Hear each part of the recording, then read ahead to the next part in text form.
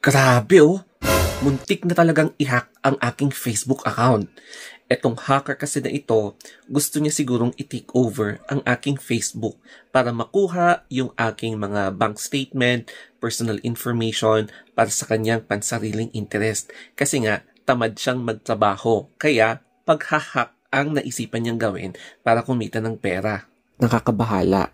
Ang daming attempts na kunin yung Facebook ko, no?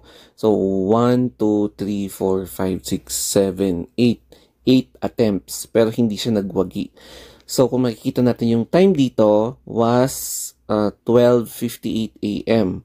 So, yun, una siyang nag-attempt ng 12:58, 12:59, and then 1 a.m., then 1:01 a.m. So, 1:04 a.m.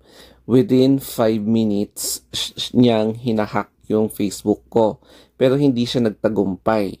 Ayan. So, syempre, inopen ko yung Facebook ko.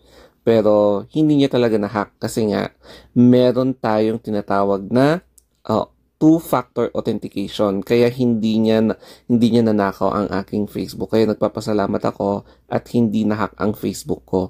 Pero, nakakabahala ang ganitong gawain, no? Yung mga taong ayaw maghanap ng trabaho, yung mga taong tamad, ganito na ang ginagawa nila, nagnanakaw ng iba.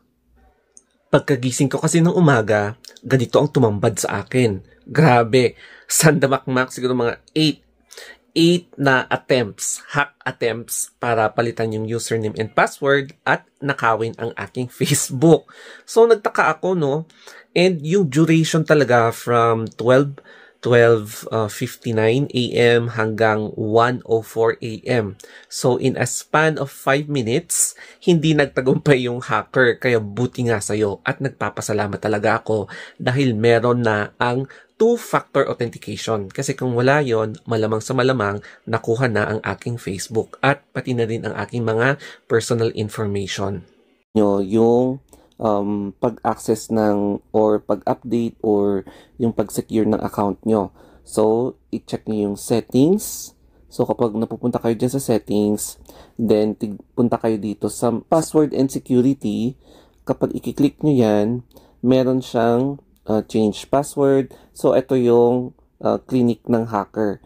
Pero kapag itong two-factor authentication, kung i-activate mo siya, meron siyang re-enter your password. So, malamang sa malamang, na-re-enter niya yung password ko, tapos nagkaroon na ng notification sa code. So, maganda talaga pag i-on mo yung two-factor authentication para hindi ma-hack yung Facebook account mo at iba pang social media accounts. Tapos, meron dito yung advanced protection, i-on mo siya. And then, login alerts, i-on mo siya. Recent email, i-on mo siya. Lahat i-on mo dito para kapag may mag-attempt na mag-hack ng Facebook mo, tsaka ganun din sa ibang social media, malalaman at malalaman mo. Ayan. So, importante talaga na importante. So, dito makikita nyo na we received a request to reset your Facebook password. So, enter the following password reset code. So, kinover ko na yung password reset code para syempre mahirap na, no? And nakakabahala kasi ilang beses niyang i-attempt na i-hack itong Facebook. So, buti na lang hindi talaga siya nagtagumpay. Kaya ngayon, i-change na natin talaga ang password para to ensure na hindi na niya ma-access ulit itong ating Facebook. At syempre naman, ginawa ko ang mga dapat gawin para to secure my account. So, tinignan ko yung sa email ko, and then nireport ko na hindi po ako yung nag-request ng password. So, ang nangyari is, ayun na nga, blinak niya kung sino yung tao na nag-a-attempt na mag-access sa aking social media account. So, eto na yon. So, sabi dito, didn't request this change. Definitely, hindi ko ni-request. So, let us know. I-click natin to. And ano kaya ang magiging kalalabasan niya.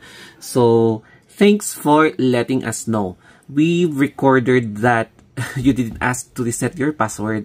So, you can log into your account with your current password. And you don't need to do anything else. So, sasabihin ko, okay. And then, close. So, ganyan lang kasimple ang gagawin natin. Ito naman yung two two-factor authentication.